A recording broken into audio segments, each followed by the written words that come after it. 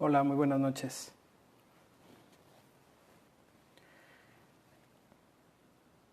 Esta noche vamos a hablar un poquito sobre hipotiroidismo. Esta fue petición de eh, algunas páginas con las que he hecho alianzas y también eh, por, por peticiones que han hecho mamás de pacientes, etcétera. Entonces, vamos a empezar hablando de un poquito sobre la tiroides. Me gustaría mucho que a lo largo de la plática me hicieran llegar sus dudas, sus preguntas, que sea un diálogo. Yo voy a hablar un poco, pero más que nada se trata de responder preguntas. Así que, bueno, vamos a empezar hablando sobre la tiroides, porque eso es finalmente de lo que se trata esta charla. Eh, la tiroides es un órgano que está aquí, en esta zona. Es como una especie de mariposa. Es importantísima para el desarrollo. Por ejemplo, los niños que no tienen una adecuada producción de hormona tiroidea durante el nacimiento, durante el primer año, puede ser tan grave que terminen con problemas de psicomotricidad, es decir, que terminen con retraso psicomotor y que el cerebro no se desarrolle adecuadamente. Por eso existe, por ejemplo, el tamiz neonatal. Este es el tamiz que se le toma a los bebés cuando nacen. Una de las ideas, de los conceptos detrás del el tamiz neonatal es detectar tempranamente y mucho antes de que exista daño neurológico. Por eso se realiza el perfil tiroideo, el tamiz neonatal. Así de importante es, y en muchos sentidos podemos pensar que la tiroides es como como es la pila del cuerpo. Las hormonas tiroideas son dos, se les llaman T3 y T4 coloquialmente, o tiroxina y leotironina. Son importantísimas para todo el cuerpo. Una persona que tiene hipotiroidismo, por ejemplo, un adulto, una mujer adulta, y hablo de mujeres porque es mucho más común, vamos a ver eso más adelante. Lo que suelen tener cuando tienen problemas tiroideos son cansancio, es dificultades para concentrarse. En muchas ocasiones, mucha gente lo relaciona con incremento de peso. Y, por ejemplo, en el lenguaje coloquial, lo que mucha gente escucha, yo lo escucho mucho en el consultorio, lo he visto en muchos foros, pregunta a la gente que si tiene tiroides o si... Dicen, doctor, es que no sé si tengo tiroides. La tiroides es el órgano. Y hay dos condiciones que pueden existir en las que esté alterada la tiroides. Una es hipotiroidismo y la otra es hipertiroidismo. Hipertiroidismo es cuando funciona más rápido y hipotiroidismo es cuando funciona más lento, que es por mucho la más común de las alteraciones. Pero decir hipotiroidismo es como hablar de fiebre. Puede haber fiebre por una infección de vías urinarias o por una infección de garganta o por una enfermedad más grave. Entonces, hablar de hipotiroidismo no nos habla de la causa, solo nos dice que la tiroides está funcionando lento y hay muchas causas. El hipotiroidismo es mucho más común. Vamos a hablar sobre todo ahorita de hipotiroidismo adquirido. Hace rato mencioné el congénito, pero esta charla no se trata de ese tema ahorita, es solamente de hipotiroidismo adquirido, es decir, con el que no se nace, que se desarrolla a lo largo de la vida. Entonces, es mucho más común en mujeres. Se considera en casi todo el mundo que por cada 7 mujeres que tienen un problema tiroideo, hipotiroidismo, hay un hombre que tiene problemas de tiroides. Esto se ha relacionado parte por genética y parte porque es más común en mujeres en los puntos de la vida en los que tienen cambios hormonales importantes. Es decir, la pubertad, el embarazo y el climaterio o la menopausia. Entonces es muy común que las mujeres debuten con problemas tiroideos durante la pubertad, es decir, cuando están terminando cuando están en el fin de la pubertad, pueden empezar a tener problemas tiroideos. Puede ser también las mujeres después del parto, a veces incluso durante el parto. Entonces no es raro encontrar mujeres que en el posparto, es decir, en el periodo después de que tuvieron a su bebé, la famosa depresión posparto se empieza a convertir se empieza a prolongar mucho, digamos, dura más tiempo de lo normal y empieza a costar trabajo para ellas incluso ser funcionales y están muy deprimidas y no se logran recuperar. Y el otro, lo que mencionaba, es en la menopausia, que también es una época complicada por los cambios hormonales, y si a esto le añadimos el problema del hipotiroidismo, que se sienten cansadas, tristes y que no funcionan bien, añade la complejidad a esta edad. Entonces, en estos casos, las causas más comunes de alteraciones tiroideas son aquellas de origen inmune. Esto quiere decir, el sistema inmune se confunde. Una de las funciones principales del sistema inmune, lo que conocemos como defensas, evidentemente es defendernos del medio externo, virus, bacterias, etc. Ocasionalmente el sistema inmune se confunde. Entonces empieza a reconocer partes del cuerpo como si fueran ajenas. Como por ejemplo, cuando a una persona le ponen un trasplante de otro órgano, riñón, que es el más común, hay que darle medicamentos para aturdir o para, digamos, bajar la actividad del sistema inmune, porque si no empieza a rechazar ese órgano, ese riñón o el órgano que se haya colocado. Así más o menos funciona cuando el sistema inmune se confunde y empieza a atacar a la tiroides. Este se le llama tiroiditis autoinmune o tiroiditis de Hashimoto por el investigador que lo escribió por primera vez. En este caso lo que aparece son anticuerpos que dañan la tiroides y que empiezan a causar que se inflame. Y existe incluso todo un rango de alteraciones. En algunas personas puede causar bocio, es decir, un crecimiento en el cuello que se empieza a ver como gordito en esta zona. En otras personas puede causar, por ejemplo, dolor, a veces dolor al momento de palpar, de tocarse aquí, o incluso a veces uno de los síntomas que con mucha frecuencia refieren incluso meses antes, es una sensación de que les cuesta pasar la comida, es decir, al pasarla, sienten que se les atora la comida. Porque la tiroides no solo está aquí en el cuello y tiene esta famosa forma de mariposa, pero también rodea la tráquea. La tráquea no se colapsa porque es dura, pero atrás está el esófago y a veces le llegan a presionar. Entonces al momento de pasar alimentos les duele. Entonces esas son las características con las que se puede presentar. Y es muy importante también tener en cuenta que es muy diferente cómo se presenta el hipotiroidismo en personas adultas y en niños. En personas adultos, así como mencionaba antes, ¿no? Gente que dice que tiene tiroides, es decir, que tiene problemas de tiroides. Coloquialmente lo dicen, y lo he escuchado muchas veces en consulta y en otros sitios, que dicen que tienen problemas de tiroides de lo que engorda o del que enflaca. Entonces, normalmente el hipotiroidismo se considera que es el hipotiroidismo normalmente se considera que engorda de alguna manera. Mientras que el hipertiroidismo se considera que enflaca, es decir, que ayuda a perder peso. Al final no es tan correcto esta idea porque más bien el hipertiroidismo, más que enflacar, lo que causa es que se pierda músculo. Las personas que tienen enfermedad de Graves, por ejemplo, que es una de las causas más comunes o algo semejante, bajan de peso pero porque pierden músculo, lo cual no es tan buena idea. Y es muy frecuente que las personas que tienen hipotiroidismo, que la tiroides funciona lento, suban de peso. Las mujeres suelen tener problemas con su regla y vienen muchos otros problemas hormonales. Pero en los niños es diferente. Los niños suelen ser muy resistentes a los problemas de tiroides en muchos aspectos, pero sí pueden desarrollar, por ejemplo, problemas de concentración. Son niños que en la escuela les cuesta trabajo concentrarse e incluso cuando dura más tiempo esto pueden tener talla baja.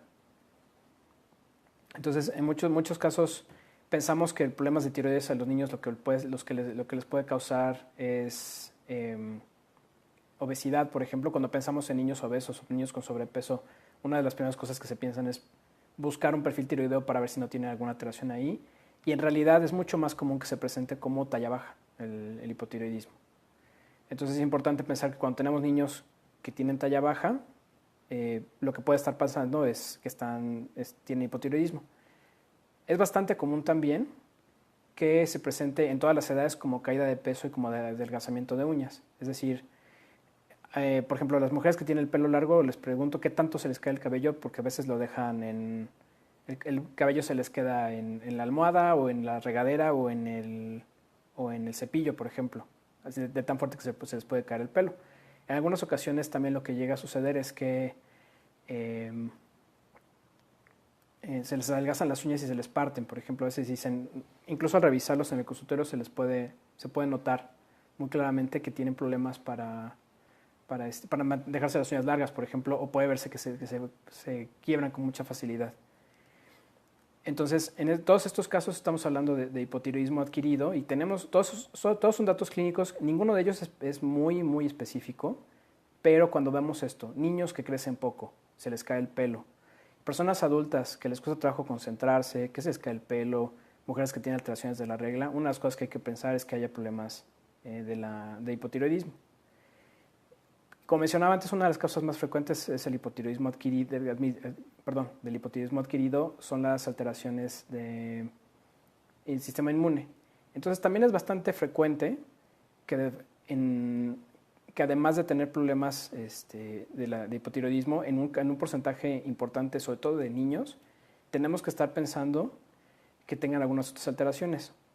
Hasta el 25%, a veces se considera que un poquito más de niños pueden tener problemas, de niños que tienen diabetes tipo 1, pueden presentar también problemas tiroideos, porque se suele asociar la diabetes tipo 1 con problemas tiroideos, pero también un porcentaje importante de niños que tienen problemas de tiroides eventualmente pueden tener problemas de diabetes. Entonces es una asociación que tenemos que tener siempre muy presente. Una vez que pensamos que hay un problema tiroideo y que lo sospechamos, evidentemente a quien hay que consultar, en caso de niños es primero que nada su pediatra, en caso de adultos pues su médico de cabecera, pero esto al final es un manejo que el manejo fino y el manejo delicado, digamos, lo debe hacer un endocrinólogo, porque no todo es tan sencillo como simplemente pedir un perfil tiroideo y ver si están todos dentro de rangos normales. He visto pacientes pacientes adultas que han tenido hipotiroidismo por varios años, que se confundió con depresión y que los perfiles tiroideos salían dentro de rangos más o menos normales y hasta que no se hizo como una prueba más delicada, digamos, podemos diagnosticar que realmente esa depresión durante tantos años no era depresión, era hipotiroidismo, por ejemplo. En los niños pasa algo parecido, a veces les toman un perfil y no parece que tengan muchas alteraciones, pero hasta que no hacemos también una interrogatoria más detallada nos damos cuenta que realmente esos problemas de falta de atención en muchos casos, de somnolencia, de cansancio, niños que a veces les dicen que parecen niños gordos, niños flojos, que dicen se queda dormido en la escuela, etcétera, en muchos casos pueden ser problemas de tiroides. El tratamiento para esto, una de las preguntas más comunes tanto en niños como en adultos es ¿qué pasa con la tiroides? Con el hipotiroidismo, ya sea del origen que sea. ¿Se quita, no se quita? El hipotiroidismo adquirido, por la causa que sea, como mencionaba ya, la más común es la tiroiditis, pero hay otras. Depende mucho de cómo se comporten primero del diagnóstico. Si es la tiroiditis, que es la más común, tiene varias formas en las que puede comportarse. Algunos libros describen hasta 8 diferentes formas en las que se puede comportar. Y es muy curioso porque yo siempre les digo a mis pacientes que la tiroides y la tiroiditis no tienen palabra de honor, porque no es que podamos separar fácilmente, no podemos saber, fácilmente cómo se comportan. Lo que sucede con más frecuencia es que se comporta de formas impredecibles y, por ejemplo, pacientes que en un momento inician con hipotiroidismo, de repente empiezan con síntomas de hipertiroidismo, empiezan a tener fluctuaciones, es decir, 2 meses están altos y 2 meses están bajos, empiezan a tener fluctuaciones que aparte los hacen sentirse increíblemente mal. Entonces, también hay casos en los que hay personas que han tenido hipotiroidismo por muchos años y gradualmente se empiezan a retirar el medicamento y se sienten mucho mejor. Entonces, es difícil predecir qué va a pasar más adelante, pero esta idea de que en todos los casos el hipotiroidismo es de por vida y lo tienen que tomar para siempre, no siempre es tan cierto. Entonces es importante también, por eso el seguimiento. Mucha gente dice, y he visto pacientes que me buscan, incluso hasta familiares que dicen, pues mira, ya como sé que me lo tengo que tomar toda la vida, ya ni acudo con nadie, ¿no? Entonces, al menos una revisión, al menos anual, pero idealmente cada 6 meses, quien tiene problemas de tiroides debería revisarse para checar estos niveles y eventualmente para saber, porque sí hay casos, no se quitan en 6 meses ni en un año, a veces son cuestiones de 4, 6 años, pero sí mejoran bastante y en muchos casos sí se les puede retirar el medicamento. Entonces, por eso también es importante que los problemas de tiroides puedan ser valorados por un endocrinólogo y sobre todo hacer el seguimiento por un endocrinólogo. Bueno, esto es ahorita el tema. Tengo un par de cosas más que decir, pero quienes están conectados me gustaría mucho que si tienen dudas o si tienen comentarios que hacer, me encantaría que los fueran poniendo para que la segunda parte de esta charla sea más bien resolver preguntas, que eso es mucho de la filosofía de esto, es esas cosas que muchas veces, yo me encuentro que mucha gente en la consulta tiene muchas dudas. En el blog, por ejemplo, me aparecen muchísimas preguntas de gente que está a veces muy confundida. Entonces me gustaría mucho responder las preguntas que tengan quienes estén conectados. Sobre el tratamiento, que esa sería la parte final tal vez de esta primera parte de la charla. El tratamiento más común, por mucho, es solamente levotiraxina sódica, es decir, la T4, que es una de las dos hormonas principales. Esta tiene dos nombres comerciales. Lo hay de genérico, en el sector salud principalmente. Hay una que se llama Caret, otra que se llama Eutirox. Algunas otras marcas, pero la verdad es que no son tan conocidas. Y hay diferentes dosificaciones. Estas se basan en la edad de la persona, del peso, pero a veces incluso también de cómo se comporta. Cada cuerpo es diferente y por eso en ocasiones tenemos que hacer ajustes a lo largo de los primeros meses de tratamiento al menos, para saber, digamos, cómo se está comportando el cuerpo, cómo está recibiendo el medicamento. Y no es el único tratamiento, existe también tratamiento con T3, se llama liotironina, no es tan común, no todo el mundo está de acuerdo en que es necesario, pero hay personas que sabemos que mejoran mucho cuando les combinamos.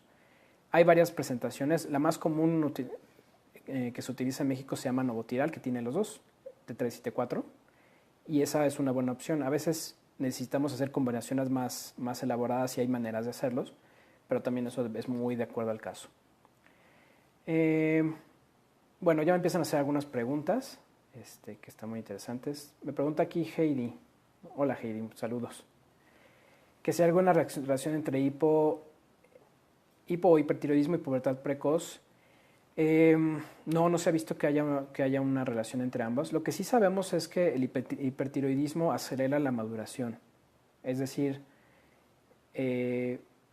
niños o niñas que están mal controladas y que tienen hipertiroidismo suelen tener problemas de crecimiento en el sentido de que sus huesos maduran más rápido y se suele cerrar más pronto el cartílago de crecimiento, lo que muchas veces se relaciona con talla baja, es decir, que no crezcan a su potencial. Por eso en niños es mucho menos común el hipertiroidismo en niños que el hipotiroidismo, pero a veces es incluso más complicado de tratar, entonces por eso el tratamiento es delicado, es decir, tiene que ser como a mucho detalle y eso es lo que suele suceder. Es la única relación que se ha demostrado, digamos, hasta ahorita. A ver. Me pregunta Avi. ¿Cuáles son los principales indicadores conductuales? ¿Con qué otras enfermedades se puede confundir para el diagnóstico diferencial? ¿Y cuál sería el papel de un psicólogo en un tratamiento integral? Una de las con las que más se suele relacionar, como mencionaba antes, de alguna chica, una paciente que tuvo depresión con mala respuesta a antidepresivos durante muchos años y hasta que nos dimos cuenta que era un problema de tiroides, efectivamente es la depresión. Otra cosa que sucede que es muy común es algo que se le llama la neblina tiroidea. La gente que tiene hipotiroidismo, sobre todo a largo plazo, empiezan a tener problemas de concentración y de memoria. Le llaman la neblina porque lo describen así, como una sensación de estar en medio de la neblina y no poder pensar claro. Por ejemplo, dicen, trato de pensar una palabra y no puedo decirla.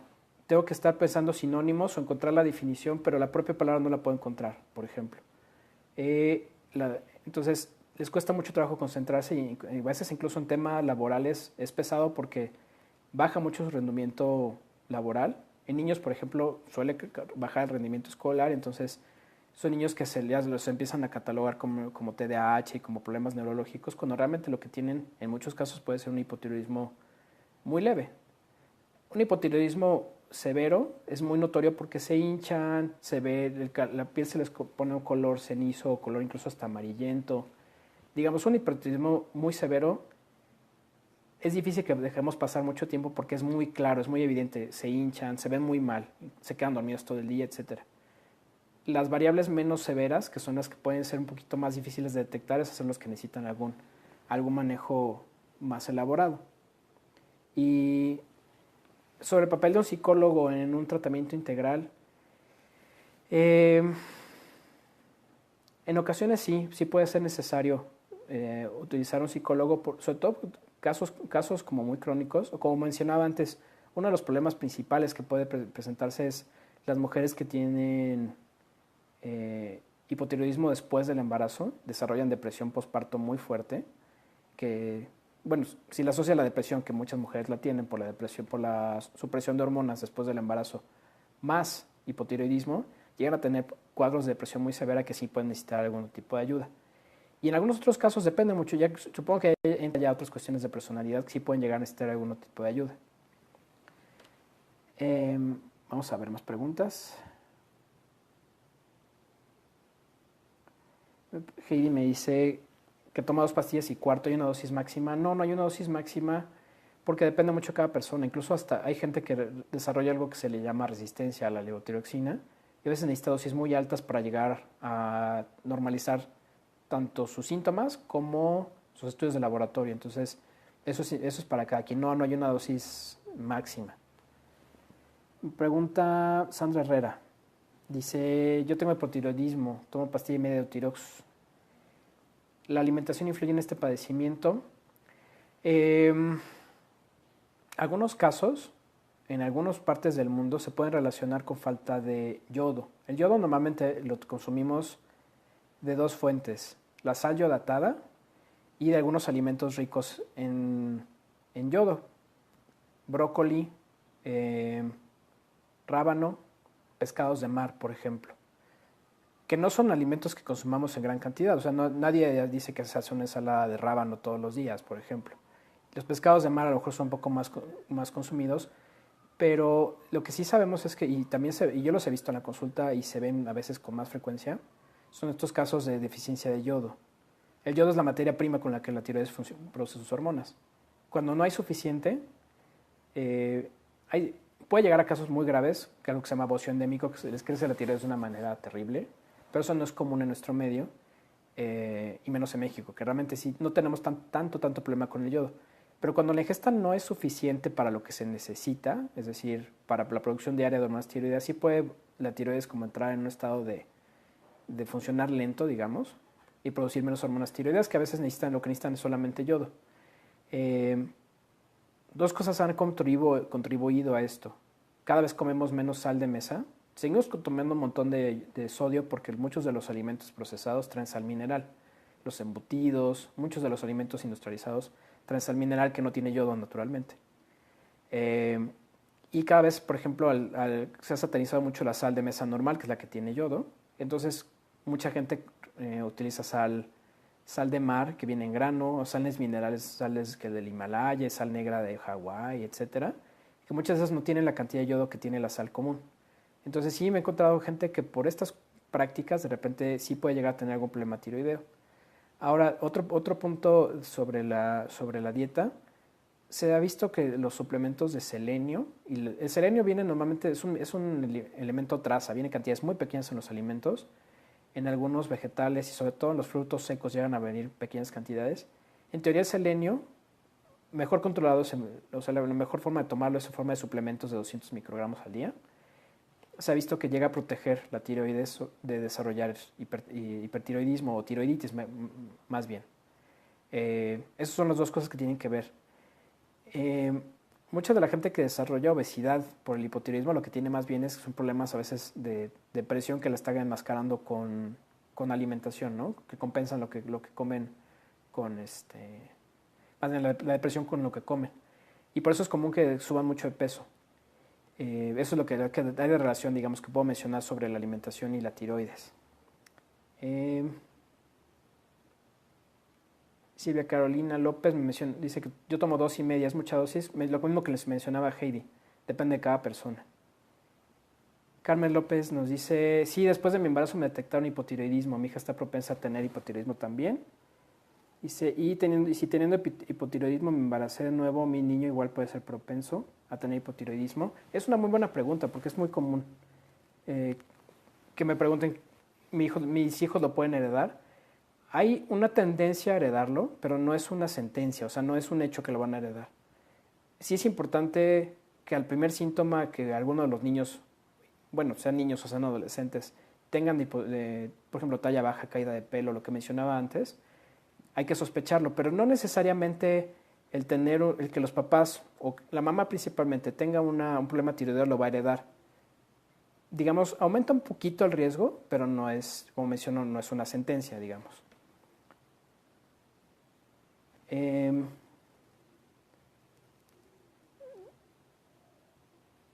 Dice Dave Alex, mi bebé a veces crecía muy bien en un mes y en el siguiente muy poco nada, es muy delgado. No, yo creo que en los bebés es muy común que tengan estos problemas y no creo que sea hipotiroidismo. Lo importante sería ver ahí si tuvo su tamiz. Si el tamiz salió normal, no hay nada que preocuparse, al menos en cuanto a temas de tiroides. Obi González me dice, tengo hipo, no puedo bajar de peso a pesar de ir con el bariatra, tomo uno de levotiroxina de IMSS del 100. Los bariatras utilizan mucho hormonas tiroideas para hacer bajar de peso, que no es una estrategia correcta. Y la verdad es que no es algo que yo esté nada de acuerdo. Pero cuando ya el hipotiroidismo está controlado y aún así no se puede bajar de peso, lo que suele haber subyacente es algo que se llama resistencia a la insulina. El cuerpo entra en un modo de guardar todo lo que come. Entonces, lo que come lo guarda, ya sea como glucosa en el hígado o como grasa en el tejido adiposo. Y al hacer dieta o cambiar alimentación, incluso hacer ejercicio, es como si el cuerpo se resistiera a de nuevo liberar esos recursos, esa grasa o esa glucosa para obtener energía.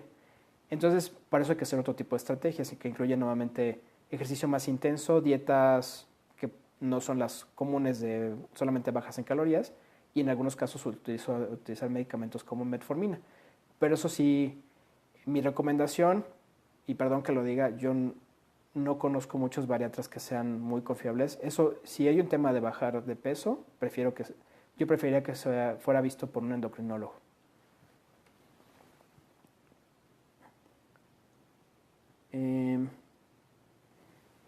Beth dice, hola doctora, ¿hay alguna afectación en el calcio, es decir, en la absorción? Normalmente cuando les decimos que toman levotiroxina, o tirox, caret, novotiral, cualquiera de ellos, siempre les decimos que tiene que ser en ayuno, con el estómago, bueno, sin en ayuno con el estómago vacío, solamente con agua y esperar media hora. Se ha visto que los alimentos en general pueden retrasar la absorción o pueden hacer que no sea eficiente y sobre todo los suplementos de calcio y de hierro en la mañana pueden hacer que sea mucho más lenta.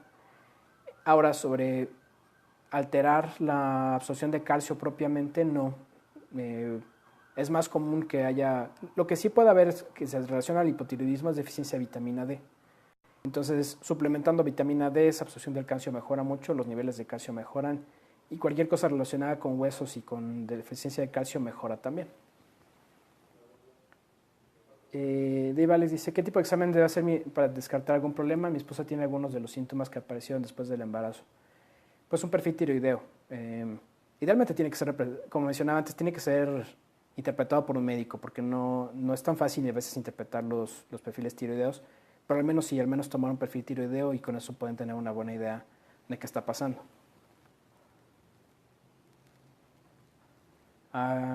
Muchas gracias Ricardo por tu mensaje.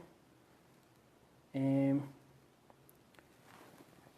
implicaciones, uno se pregunta que si tiene implicaciones nutricionales. Pues sí tiene implicaciones nutricionales, porque un hipotiroidismo mal manejado, digamos mal controlado, como mencionaba antes, puede tener problemas. Eso que se le atribuye al hipotiroidismo de causar obesidad, de que la gente asume casi automáticamente que tiene que al tener hipotiroidismo va a desarrollar sobrepeso y obesidad, no es tan cierto. Pero sí hay que cuidar mucho más la alimentación cuando se está, al menos mientras se está ajustando en la dosis de levotiroxina, porque sí puede ser más difícil controlar el peso.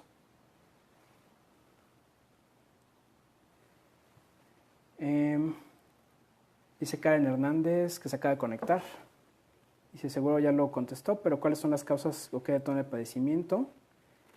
Bueno, rápidamente lo que mencionaba nada más es, la causa más común es del hipotiroidismo adquirido es tiroiditis de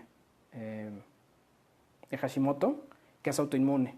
Hay otras causas más que son más raras y normalmente esto se relaciona con inflamación de la tiroides. No siempre duele, pero sí a veces tiene sensación como dolorosa y a veces aumento de tamaño.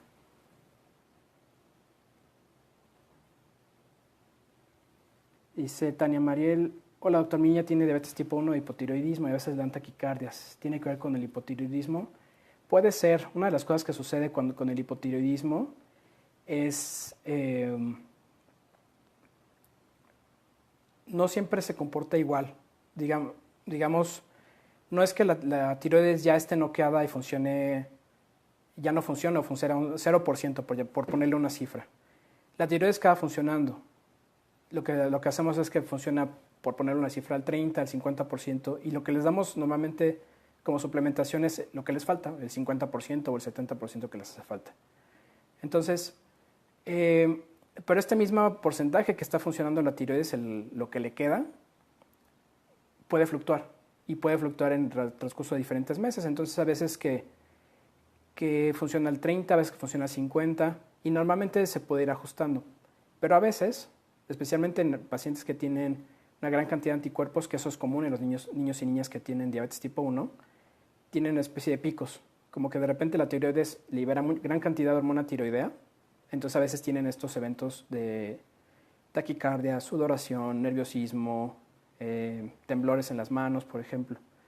Y sí puede ser con ello. Mientras sean esporádicos, es hasta cierto punto esperable y aceptable. Si empieza a ser mucho más frecuente, sí hay que ver de ajustarle la dosis, porque a lo mejor sí tiene una dosis más alta de lo que necesita de levotiroxina o de su medicamento, lo que esté tomando. Me dice, bueno, pone Heidi aquí. Tengo más de 6 años con antidepresivos y ansiolíticos, tuve depresiones severas y consultas con psiquiatras y psicólogos y me ha ido muy bien.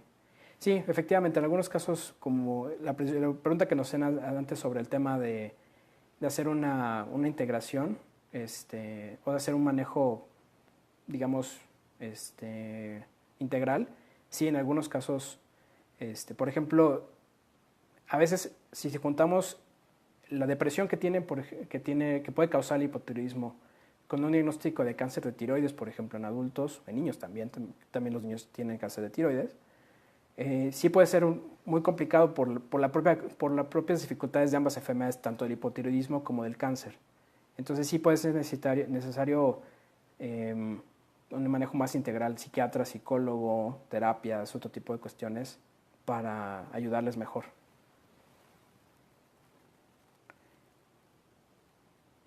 Muchísimas gracias por los comentarios. Me pregunta Karen dice que si recomiendo las dietas veganas en los menores o en general. Voy a decir que no, la verdad es que, y no es un tema solo mío. Los niños están en crecimiento y los niños, y por la misma razón, necesitan una gran cantidad de recursos. Entonces hay una gran discusión en muchos sitios. Los adultos deciden en algún momento, o podemos decidir, por las razones que sea, volvernos veganos o volvernos vegetarianos, etcétera. Pero los niños todavía están creciendo y es muy difícil. Uno de los temas principales son vitaminas, particularmente complejo B, y aminoácidos esenciales. Uno de los fundamentos de las dietas veganas es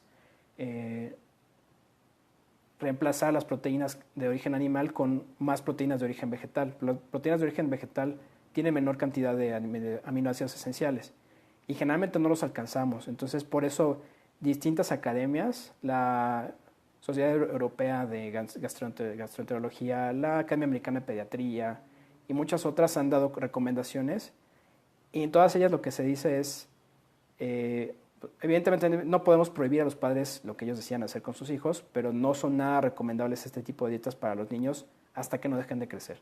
Ya una vez que sean adultos y tengan su talla final, pueden decidirlo ellos, pero como niños no son nada recomendables las dietas veganas.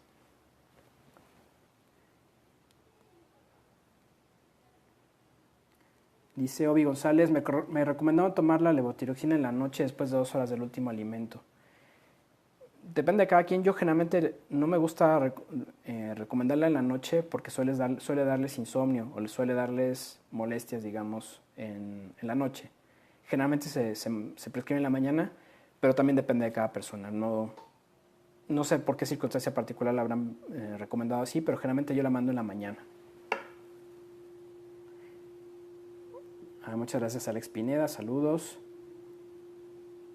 Larisa Torres me dice, tengo 15 años con hipo, tomo Tirox de 112, pero me cuesta trabajo levantarme. Nuevamente hablamos con el tema de que a veces sí se relaciona con depresión y que en ocasiones pues sí requiere otro tipo de manejo más allá de solamente la suplementación.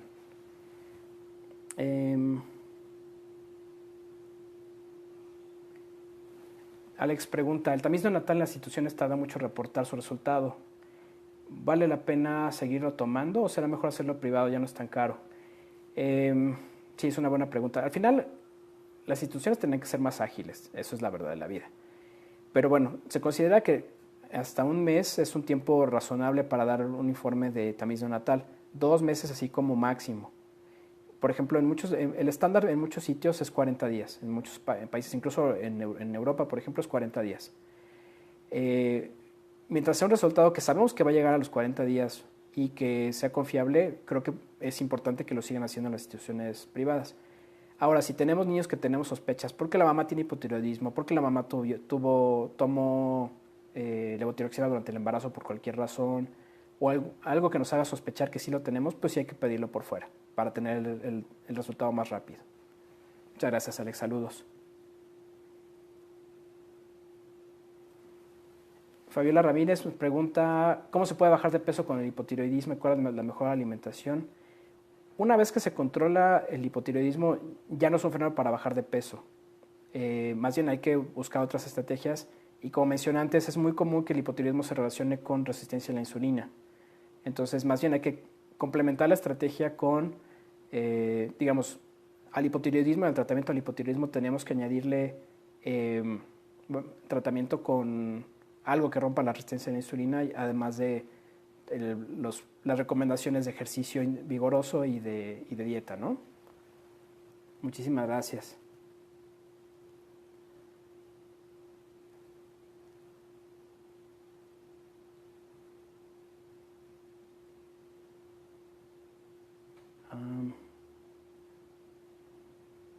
Heidi nos dice, logré bajar mucho con una dieta a base de muchas proteínas y baja en carbohidratos.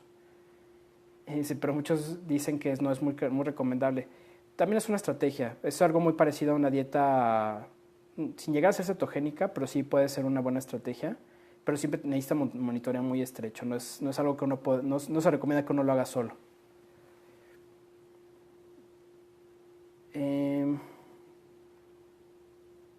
Fabiola me pregunta también, dice, me duele mucho el cuerpo, ¿qué debo hacer? Ya tomo 500 miligramos de magnesio.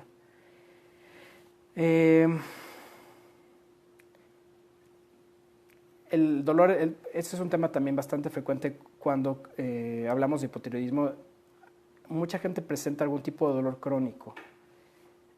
Hay gente que lo ha relacionado con la famosa fibromialgia, es decir, dolor general en el cuerpo. No sé decirte más, la verdad es que eso sí ya sale de mi... de qué recomendaciones te podría dar, pero sí, lo cierto es que esto va más allá solamente de la cuestión tiroidea, sí necesita un manejo integral por alguien que complemente la parte de nutrición, parte probablemente de medicina del dolor, etc.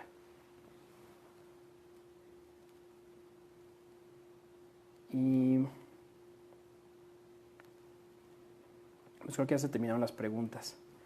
Muchísimas gracias a todos quienes vieron este video.